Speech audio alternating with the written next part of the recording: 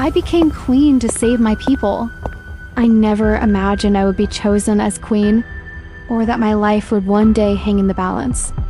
There was a man named Haman, the king's highest advisor. He was a man driven by pride, consumed by honor, and unable to tolerate being overlooked. When my cousin Mordecai refused to bow to him, Haman's heart filled with rage. His wounded pride turned into hatred, and his ambition into cruelty. But he was not satisfied with punishing one man. Because of that hatred, Haman plotted to destroy all the Jews, my people. He cast lots, set a date, and secured a royal decree that sealed our fate. It was not a rumor or a threat.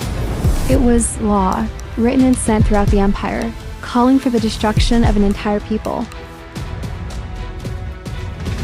I knew I had to act, but approaching the king without being summoned could have cost me my life. Persian law was clear. Anyone who dared enter the king's presence, uninvited, could be executed, me, the queen included. Yet Mordecai asked me a question I could not ignore. Who knows whether you have not come to the kingdom for such a time as this? I prayed, I fasted, and I decided I would go.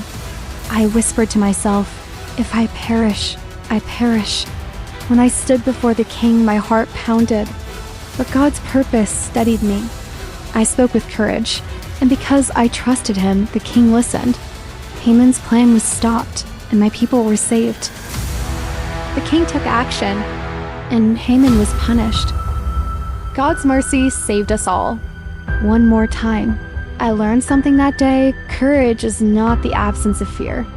True courage is moving forward faithfully, even when the risk feels impossible. Sometimes God places us exactly where we need to be. Not by accident, but for a purpose far greater than we can see.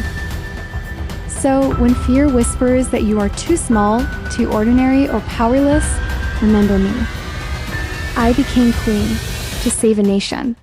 And maybe you are exactly where God wants you, for such a time as this.